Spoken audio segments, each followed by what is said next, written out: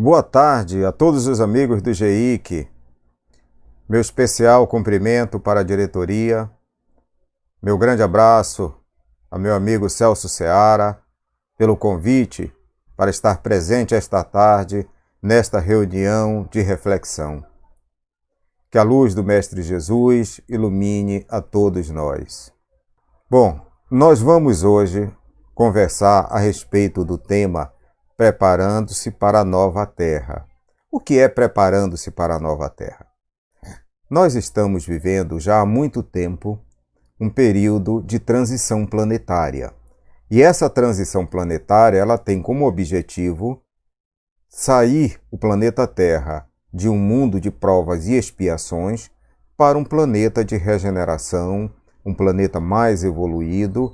A evolução ela vai se dar dentre o conjunto dos habitantes encarnados, desencarnados, psicosfera do planeta, mudança de consciência, melhoria de capacidade vibratória de todos nós que estamos envolvidos nesse projeto.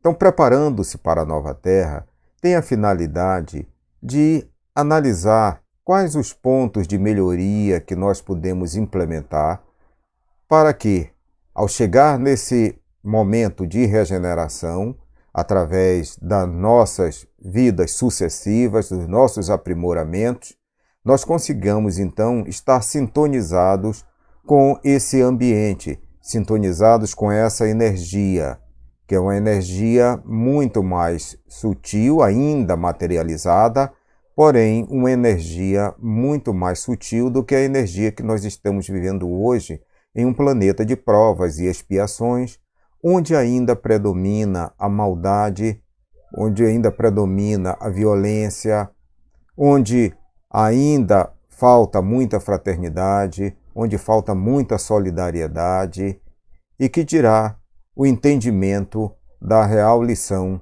que o Mestre Divino nos trouxe, que é entender o amor. Estamos realmente ainda distantes disso, mas nós precisamos nos colocar a esse serviço para utilizar todos os instrumentos trazidos pelos nossos irmãos de luz que tentam contribuir conosco, nos motivando, nos orientando, nos colocando a semente para esse processo evolutivo. Sabemos que nós estamos aí numa escola, porque o planeta Terra ainda é um planeta escola.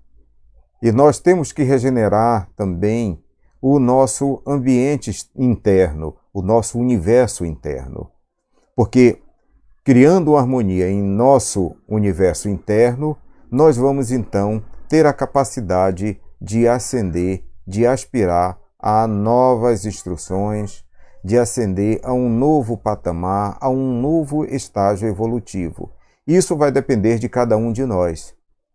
Devemos estar sintonizados, sim, porque são as metas dentro de uma estrutura espiritual, dentro das leis espirituais, que nós devemos, então, caminhar nesse sentido. A celeridade ou não vai depender de cada um de nós. E se todos nós nos conscientizarmos que, em conjunto, temos que fazer esforços nesse sentido, certamente que os resultados chegarão com a maior brevidade.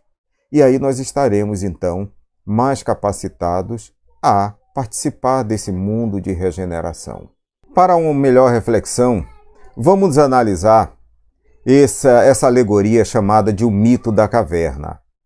O mito da caverna é uma alegoria narrada por Platão em seu livro A República, onde ele descreve uma situação em que Sócrates, há 2.500 anos atrás, conversava com o seu discípulo, colocando uma situação imaginária, mas com a finalidade de fazer um contraponto com o atual estágio que nós estamos vivendo. Percebam, isso há 2.500 anos atrás. E nesse diálogo, ele inicia da seguinte forma. Ele fala para o discípulo, olha, vamos imaginar que uma civilização teve toda a sua população desde a infância conservada em um determinado local vivendo de forma escrava, porém sem saber que era escravo. E a vida que ele vivia era uma vida de sombras, ou seja, em uma sala ao lado há uma grande fogueira que projeta a sua luz sobre objetos carregados por outros homens, e essas sombras projetadas na parede é a única coisa que essas pessoas escravizadas conseguem enxergar. Ao enxergar esses movimentos, eles entendem que ali é a vida real. Entretanto, vamos considerar que um desses indivíduos resolve então libertar-se dessa situação. E na busca dessa libertação, ele passa para essa sala ao lado onde tem essa fogueira, que no primeiro momento vai ofuscá-lo, mas ele vai se habituar logo com esse ofuscamento e vai perceber de que onde ele estava vivendo, e ele vai perceber de que ele vivia no local onde ele considerava como imagens verdadeiras, imagens projetadas, ou seja, meras sombras. E nesse esforço dele em conhecer, ele vai passar para um novo estágio e em determinado momento ele vai ver uma luz muito mais incandescente, e essa luz muito mais incandescente vai cegá-lo no primeiro momento. Mas, ao habituar-se com essa luz, ele vai ver a vida de uma forma real, ele vai ver o sol da iluminação, ele vai viver o momento de sabedoria, porque ele passou durante um período pelo conhecimento, se esforçando, se sacrificando, e assim chegou à iluminação. Naturalmente que esse indivíduo, ele vai imaginar, ora, eu vivia lá com aqueles homens, eu vou voltar lá e vou falar para eles que o mundo que eles vivem é um mundo de sombras, não é um mundo real, que existe sim uma intensa luz, que existe todo um conhecimento que cada um pode acessar até chegar à sua iluminação. Mas ele ponderou, provavelmente eles não vão acreditar em mim. E além de não acreditar, é muito provável que eles achem que eu estou delirando quando eu levar essas informações para ele. Então nós podemos perceber desse relato de que o esforço ele é individual para chegar à iluminação, mas a maioria ela está ainda em processo de dormência. E esse processo de dormência é que mantém as pessoas ainda escravizadas do ponto de vista mental. E elas não conseguem, então, descobrir que existe todo um mundo novo que está ali à sua volta. Basta que ela se determine a buscar novos conhecimentos. Assim, essa alegoria visa nos trazer essa reflexão importante. Aliada a essa reflexão, uma frase de Paulo há 2000 anos atrás diz o seguinte: desperta, ó tu que dormas, levanta-te dentre os mortos e Cristo vos ressuscitará. Percebem que são aí em torno de 500 a 600 anos de distância entre uma situação e outra. E Paulo vem nessa sua carta aos Efésios nos mostrar de que a população precisa acordar, que todos nós estamos dormindo, que nós não conseguimos entender a lição trazida pelo Mestre Jesus. Não entendemos que a principal lição do Divino Mestre é o amor a si mesmo, o amor ao próximo. É a noção de fraternidade, de solidariedade, de que todos nós somos um, que nós dependemos um dos outros. Então, há uma sincronia muito grande entre essas duas situações. Se nós ainda verificarmos nos dias atuais, a obra de Dona Joana de Ângeles, ela é uma obra muito profícua, principalmente no que se refere ao incentivo da libertação individual, a caminhar no sentido da evolução, a nós despertarmos aquilo que existe dentro de nós, aquela energia divina que vai nos proporcionar sair desse estágio que nós nos encontramos para um estágio mais elevado. Entretanto, para isso é necessário o esforço individual. Sem o esforço individual, é impossível nós avançarmos na senda do progresso. O Evangelho segundo o Espiritismo, no seu capítulo 3º, cujo título é Há muitas moradas na casa de meu Pai, através do Espírito Santo Agostinho, Allan Kardec nos coloca essa preciosidade, nos mostrando que há mundos em diversas situações, desde o mundo primitivo até o mundo celeste. Então, essa classificação de mundos, ele considera primeiro dos mundos primitivos, que é onde a vida começa a brotar ainda, estágio pelo qual nós já passamos no planeta Terra. O segundo estágio seria o mundo de provas e expiações, que é esse mundo que nós estamos vivendo já há muito tempo, há muitos séculos, nesse mundo de provas e expiações. E agora que nós estamos entrando num cinturão de fótons, está havendo toda essa transição planetária no sentido de nosso planeta se transformar em um mundo de regeneração, que seria o terceiro estágio dos mundos habitados. E é nesse sentido a nossa reflexão na tarde de hoje. É nos prepararmos devidamente para esse processo de regeneração, que não é uma coisa que acontece de um dia para outro.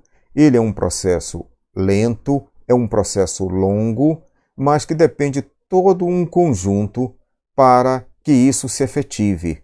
E nós estamos inseridos nesse processo de regeneração.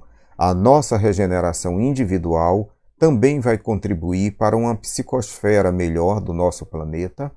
Psicosfera essa que hoje ainda vive num mundo de violência, numa densidade muito grande, ainda em um paradigma muito material, em que vale ter do que ser.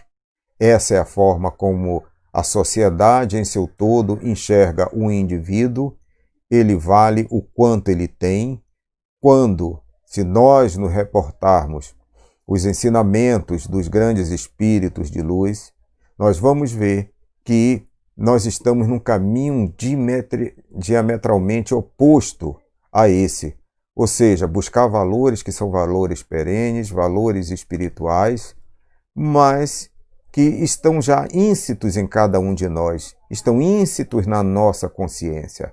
E quando Kardec pergunta, na questão 621 do Livro dos Espíritos, quando ele questiona onde está a lei de Deus, e os espíritos respondem, na consciência. Portanto, nós temos íncita em nossa consciência uma ideia de todas as leis divinas, mas esse véu que nós recebemos no nosso processo reencarnatório não nos permite acessar essas informações mais sutis. Portanto, continuamos vivendo apenas baseados nas nossas percepções geradas pelos 5 sentidos: tato, visão, olfato, audição, paladar. Esse é o nosso mundo. É essa percepção que nós conseguimos enxergar em nosso planeta. Portanto, sair desse estágio para um estágio mais evoluído, para um estágio mais intuitivo, essa é a premissa básica para o processo de regeneração. O quarto estágio seria o de mundos felizes, onde aí já não existe mais a necessidade do veículo físico no processo de evolução, no processo de aprendizado imortal do ser humano. E, finalmente, o mundos celestes, onde nos mundos celestes aí já está num estágio muito mais elevado. Mas vamos nos concentrar nessa nossa passagem do mundo de provas e expiações para o mundo de regeneração. É aí que nós temos que concentrar todos os nossos esforços para entender de que forma nós podemos contribuir conosco mesmos e contribuir com a coletividade para nós avançarmos para esse mundo de regeneração ou para essa nova terra de regeneração. Essa é uma imagem que mostra o nosso planeta de forma física. Essa imagem nos é permitida a partir dessa percepção do mundo material através desses 5 sentidos. Naturalmente que nós temos outros sentidos, mas que nós precisamos nos atentar para isso. Temos alguns sentidos que são íncitos a cada um, temos os sentidos a que atribuímos aos fenômenos de mediunidade, mas que são novas percepções que algumas pessoas já conseguem alcançar. A maioria de nós ainda está em um processo de falta de despertamento. E é isso que é fundamental para a nossa mudança de estado consciencial, para a nossa mudança de estado vibracional. É entender de que tanto o nosso corpo físico não representa a totalidade dos nossos corpos, bem como a Terra física não representa todas as formas do planeta Terra. Há muito mais formas aqui envolvidas do que nós possamos imaginar. Na década de 1940, quando, através de Francisco Cândido Xavier, André Luiz, o espírito que todos nós conseguimos aprender muita coisa com ele, ele traz o primeiro livro da série, que é o livro Nosso Lar. Esse livro causou realmente um novo aprendizado a todos, porque descortinava o mundo além túmulo, mostrando de uma forma mais efetiva todos os fenômenos que decorrem desse nosso processo de desencarnação, mostrando a saga de André Luiz, desde quando ele ficou em um período chamado de umbralino, até chegar a ser resgatado, e nesse resgate ele pôde então aprimorar seus conhecimentos e pôde se tornar o mensageiro que todos nós conhecemos. As esferas astrais do planeta Terra, elas estão subdivididas em o núcleo interno, que é o núcleo central do nosso planeta físico, o núcleo externo, a crosta terrestre, o chamado umbral grosso, que aí já parte para a parte extrafísica. Então nós temos o umbral grosso, o umbral médio, e a colônia Nosso Lar, ela fica num umbral, mas um umbral leve.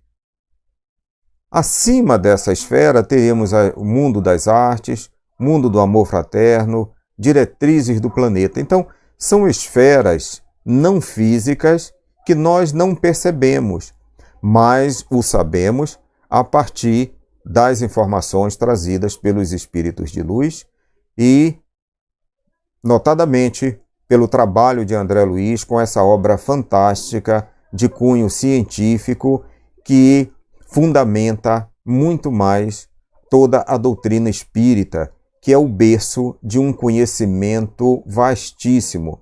Talvez um dos maiores conhecimentos do planeta estejam abrigados pela doutrina espírita. Assim, tanto o Nosso Lar como outras colônias, elas se situam em uma faixa vibratória mais próxima dos encarnados.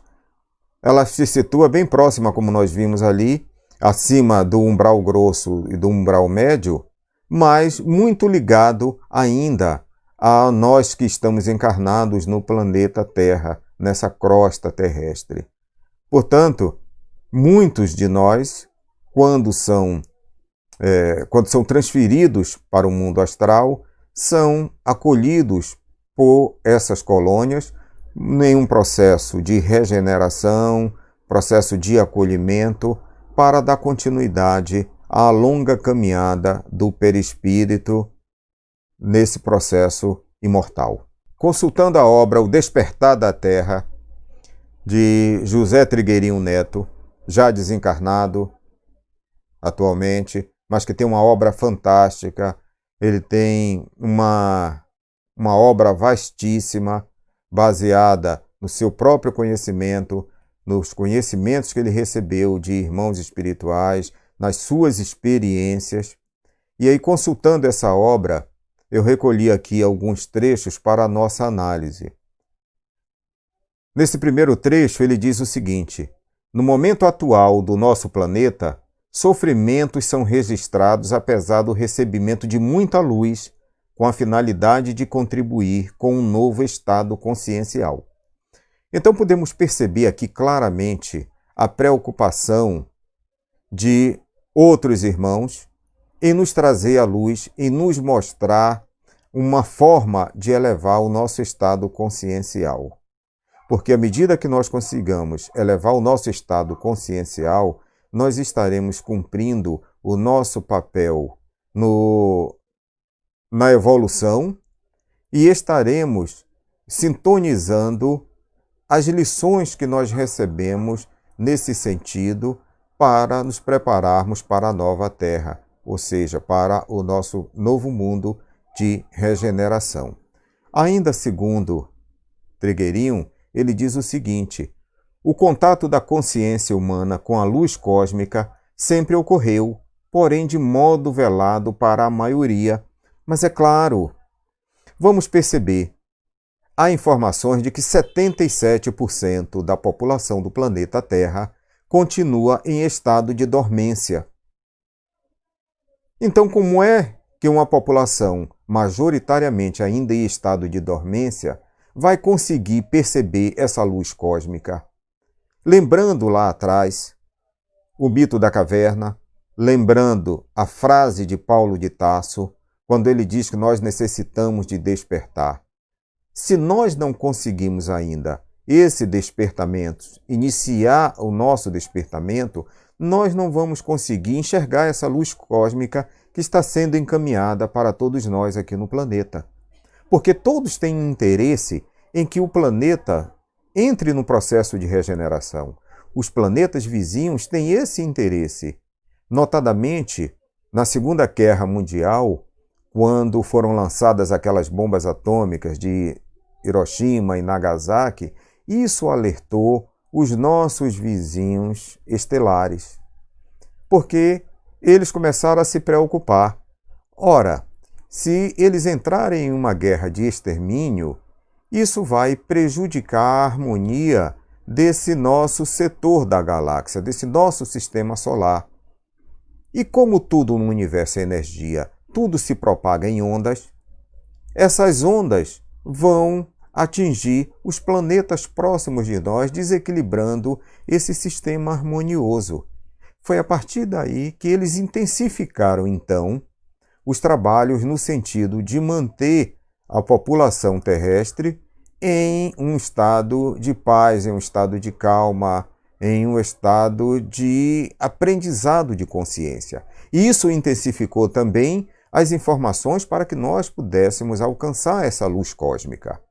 Porque a luz cósmica representa a elevação de consciência. Se todos nós conseguirmos evoluir no nosso processo consciencial, certamente que nós não vamos entrar em uma guerra de extermínio. É sabido de que o material bélico disponível entre os países que produzem tais artefatos é em torno de cerca de 100 vezes a possibilidade de destruir o planeta Terra. Então é um arsenal bélico fantástico. E nós não queremos isso. Os nossos vizinhos estelares também não querem isso. Portanto, todos nós precisamos trabalhar no sentido de nos qualificarmos para a recepção dessa luz cósmica. Colocar a nossa capacidade intuitiva, o nosso mental superior em trabalho, para assim sintonizar essa luz que nos tem sido dispensada com a finalidade de nós passarmos para um plano vibratório mais elevado. Continua Trigueirinho. Na atual etapa, maior número de pessoas pode atingir uma compreensão universal, encontrar a luz no próprio ser e passar a expressá-la.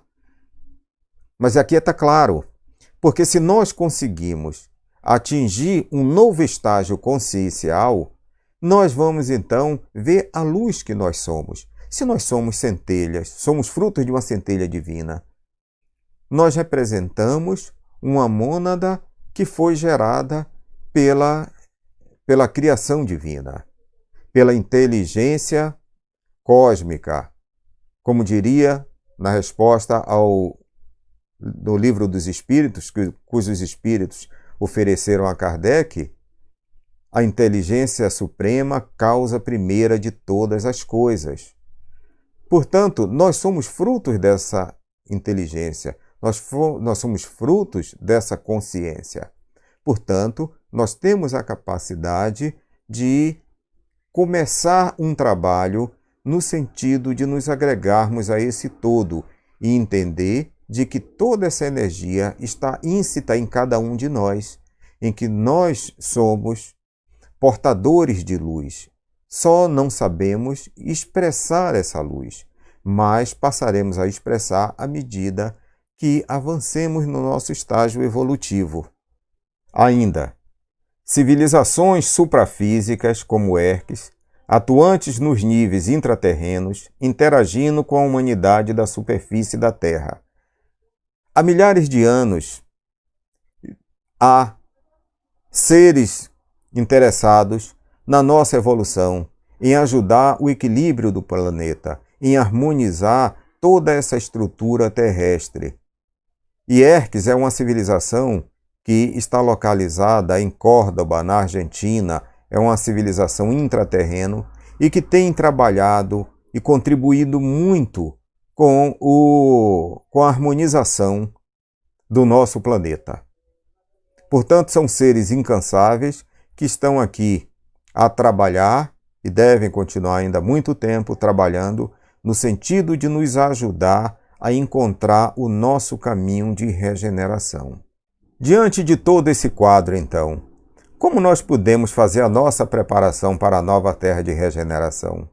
Quais são os instrumentos que nós podemos utilizar para nos permitir avançar nessa senda de luta, de evolução? Porque sair do atual estágio exige uma ferramenta importantíssima e básica, e que nós já nos referimos aqui, ampliar consciência. Essa é a principal referência para a nossa tomada de posição, para que nós possamos nos preparar para a nova Terra. Sem ampliar a consciência, nós continuaremos no mesmo estágio. Nós continuaremos fazendo parte dessa grande maioria que está adormecida, e nós precisamos despertar o mais rápido possível. Segundo as estatísticas, cerca de só 23% de indivíduos no planeta estão em processo de despertamentos ou despertados. Portanto, 77% ainda está nessa dormência. Esse número de 23 precisa ser ampliado. Precisa de uma massa crítica maior.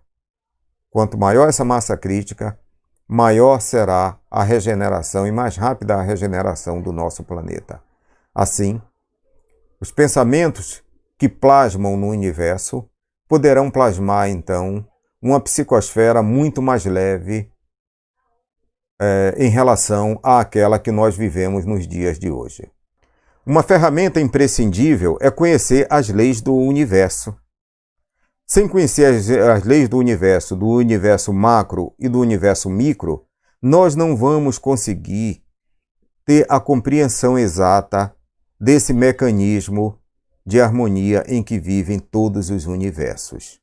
O primeiro universo que nós precisamos conhecer é o nosso universo interior.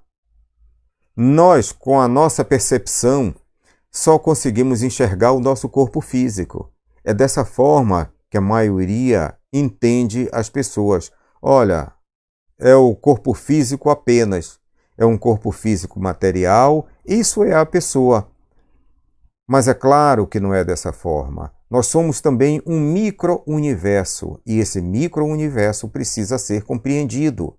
A doutrina dos espíritos ela é fantástica no conhecimento que ela proporciona a todos aqueles que desejam a compreensão do universo, da estrutura cósmica.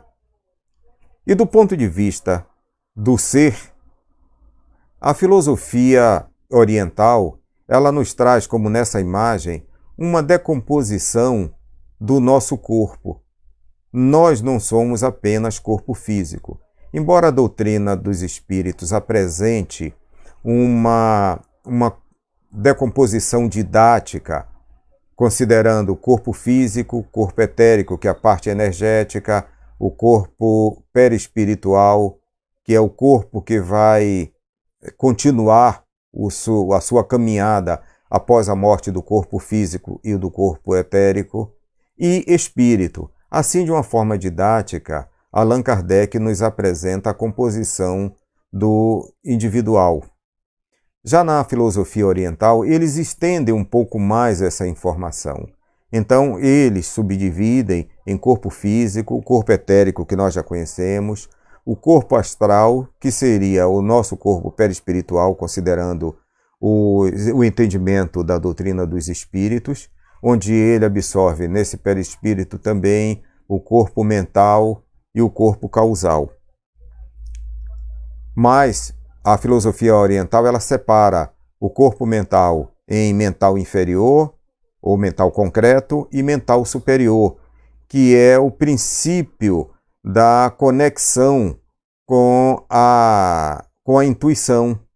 Os grandes mestres orientais, eles chegaram a corpos mais elevados, a corpos mais sutis, como o corpo búdico e talvez ao corpo átmico. Mas, em geral, até o corpo búdico é sabido que os grandes mestres do Oriente conseguiram alcançar. São estados que eles conseguem através de meditação, através de mudança no seu padrão energético, a mudança no seu padrão de pensamento, para atingir corpos mais sutis.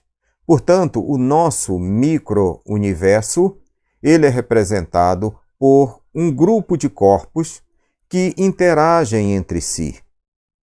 Então, essa é uma ferramenta muito importante. Primeiro, conhecer esse nosso universo. E ao conhecer esse nosso universo, nós vamos proporcionar, então, um trabalho de crescimento, buscando entender cada um desses nossos corpos sutis, de que forma nós podemos alcançá-los e quais as ferramentas disponíveis para isso.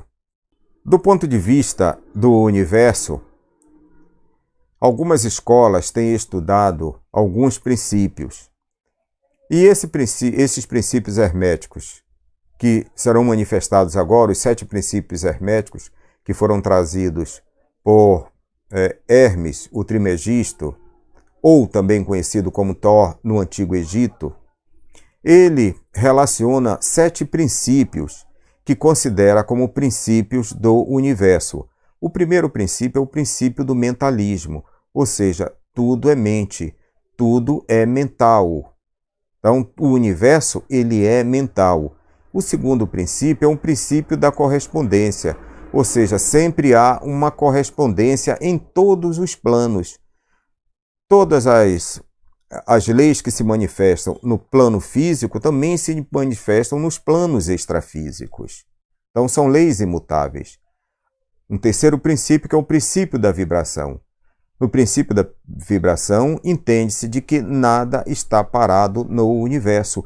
Tudo vibra, mesmo que nós não consigamos ter a percepção exata dessa vibração, tudo está vibrando, porque o que está materializado é a energia congelada. Se tudo no universo ele é energia, ela se manifesta através de vibrações, através de frequências. Quanto maior essa frequência for, mais sutil é esse entendimento. Quanto menor for a vibração, mais congelado nos aparece, mais material nos apresenta diante das nossas percepções através desses nossos 5 sentidos.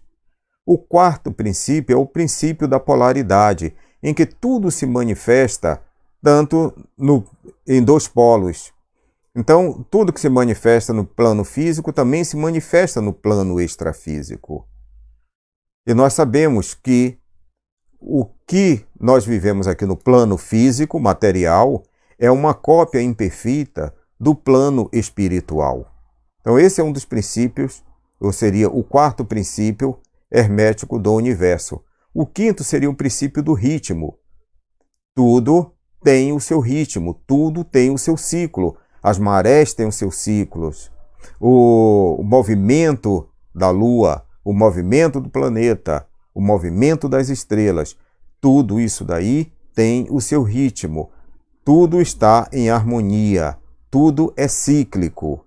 Portanto, nós podemos entender que nós já passamos no planeta Terra pelo período primitivo, estamos no mundo de provas e expiações e vamos para o mundo de regeneração. Isso é ritmo, isso é ciclo, e que vão sendo avançados, são leis do universo e são leis imutáveis do universo. A lei de causa e efeito, ou seja, não existe efeito sem causa. Isso é a lei da ação e reação. Então, é um princípio que nos atinge em todos os planos e nós conseguimos perceber isso de uma forma muito clara no nosso universo manifestado aqui no nosso plano material. E o sétimo princípio, que é o princípio do gênero, ou seja, em todos os universos, em todos os planos, existe o polo masculino e o polo feminino. Então, esse é um princípio que também é imutável. Esses 7 princípios são princípios trazidos pelas escolas herméticas, no sentido de mostrar que todo o princípio nosso ele está fundamentado naquilo que não é material. E é isso que representa a iluminação. Entender, aplicar isso à vida de cada um, é sim chegar a um estágio de iluminação, a um estágio de sabedoria total.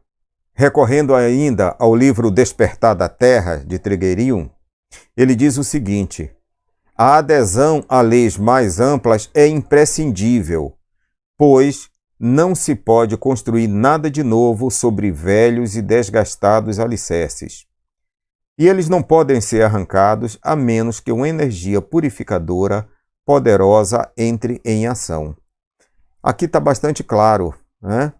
Então, nós não podemos construir nada de novo sobre alicerces antigos. Nós temos que recompor, destruir para reconstruir. Aquilo que nós aprendemos, nós precisamos desaprender para aprender o novo e aprender a forma certa. Nós somos ainda baseados em muita informação verbal, em muita informação dos antigos que vão se propagando e muitas vezes sem racionalidade. Aí nós estamos envolvidos em sistemas de crenças que contribuem com esse entendimento nosso, muitas vezes equivocado. E por isso, ele nos orienta nesse sentido, né? Nesse sentido de buscar aderir a leis mais amplas, a leis universais. E para isso nós temos que conhecer essas leis. O Livro dos Espíritos traz isso de uma forma muito clara. As leis do ponto de vista moral e ético, que representam todo o processo construtivo do universo. São as leis às quais nós estamos submetidos. E se nós não nos aliamos a essas leis, certamente que o resultado vai ser o sofrimento. Portanto, amigos, é necessário que nós possamos aderir a essas leis, conhecer as leis do universo, conhecer as leis que regem todos os planos, porque assim nós vamos nos preparar para esse ambiente de regeneração que nós vamos viver. Como esse processo ele é muito longo, ele é muito lento, nós temos a capacidade de, ao estabelecer como meta a adoção desse conhecimento, nós vamos nos esforçar nesse sentido. E se cada um de nós nos esforçarmos, certamente que nós vamos aumentar essa massa crítica de pessoas que têm interesse em melhorar a psicosfera do planeta. E se nós conseguirmos melhorar essa psicosfera, certamente nós estaremos afinados com o mundo de regeneração. Porque uma das leis que rege o universo é a lei da afinidade. Ora, eu só vou viver um mundo de regeneração, um planeta de regeneração, se eu tiver afinidade com aquela psicosfera. Se eu não tiver essa afinidade, certamente eu vou para um outro local que se afinize com aquele meu padrão vibratório. Sabemos que a transferência de vários espíritos do sistema de Capela se deu exatamente por isso. A falta de afinidade com os planetas que estavam em regeneração. Embora conhecedores de tecnologia, mas do ponto de vista moral e ético, ainda eles não conseguiam acompanhar a regeneração daqueles planetas. Por isso, eles foram então transferidos para o planeta Terra como uma medida de recuperação, como uma medida reeducativa. E nós estamos já nesse processo há muito tempo e precisamos nos afinizar para que nesse momento em que o planeta entrar em regeneração completa, nós estejamos ali afinados com esse processo, nós estamos completamente afinizados e possamos sim fazer parte dessa evolução planetária. Assim, eu encerro aqui a nossa reflexão da tarde, agradecendo a atenção e a paciência de cada um, agradecendo a todos os trabalhadores, colaboradores do GEIC, à diretoria, ao meu amigo Celso, um forte abraço, um abraço fraterno no coração de cada um, e que a luz do Mestre Jesus ilumine cada um de nós todos os dias das nossas vidas. Muito obrigado e até a próxima vez.